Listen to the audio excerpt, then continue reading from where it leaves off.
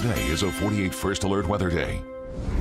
And with the potential for severe weather today, we talked about this morning, Eric Burke and myself, making sure that you are prepared. Have a plan in place. Know what you need to do if we see a watch get turned into a warning during the afternoon, because the watch has already been issued. And we knew that was going to happen. It goes until 7 p.m. It includes areas like Colbert County, Franklin County, Limestone County, Lauderdale County, and also into portions of Morgan and also Madison County. And for our areas to the north, Giles County and also Franklin County in Tennessee.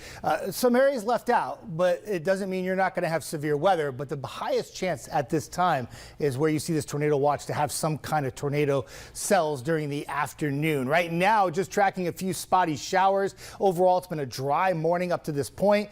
If you go outside, though, one thing that you got to keep an eye on, there's been some breaks in the clouds, right? What happens when you get a little sunshine? You heat the atmosphere up a little bit, right? You just add more fuel to the fire. And that's what we had at one point during the late morning hours, was just a little sun trying to pop through some of that cloud cover. Off to the west, there's been showers and thunderstorms that have been pretty much developing and tracking east throughout the morning hours. And now it's just a waiting game before they get here. And I do think that by the time we get to early to mid-afternoon, most areas west of 65 are getting into some kind of strong thunderstorm activity, and then eventually moving east as we go into the evening hours. So warm front, cold front, double threat, right? We had some showers and thunderstorms last night, and then we wait for round two. It was always going to be 2 rounds, and it was a second round, which will be happening this afternoon. That was going to be the more potent one. And we got the damaging winds, large hail, and tornado threat. And it's a very high threat in this white area right here, which covers a majority of the Tennessee Valley.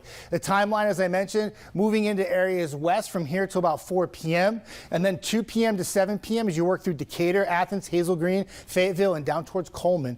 And then areas east, you get on the action later. Scottsboro, High Top, Ider, Fort Payne, Pisgah, 4 to 9 p.m. And even though the severe threat may kind of wind down through early evening, mid-evening, there's still a chance for some heavy rain that will follow the main line of severe weather. So it's like not finishing up until after midnight. Let me show you the timing of what I mean.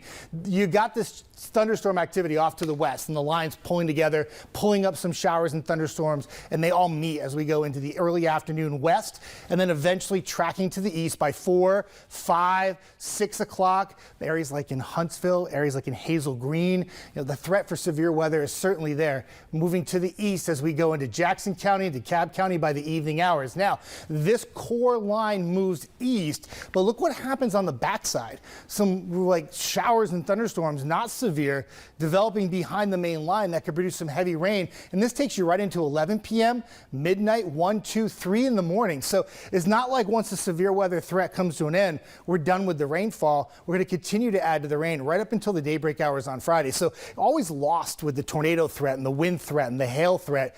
There's going to be a lot of rain with this too, and the potential's there for some flash flooding. How difficult at night, if you're out and about driving around on the highways and flash flooding takes place, you can't see. It's so hard at dark, right? And the rainfall totals at least an inch, and some areas could push almost 2, possibly 3 inches of rain where some of those heavier downpours take place. Another concern that we'll be tracking this afternoon and for nighttime, right? We get into Friday, we dry out, cool off, moderating temperatures for the weekend. By Sunday, we're back to 60 and sunny.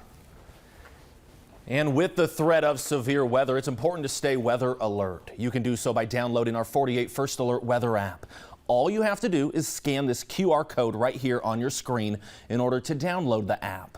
The app is free to download and fully customizable to how you want to receive alerts. If you miss the QR code, do not worry. This app is available in the Apple and Google Play stores.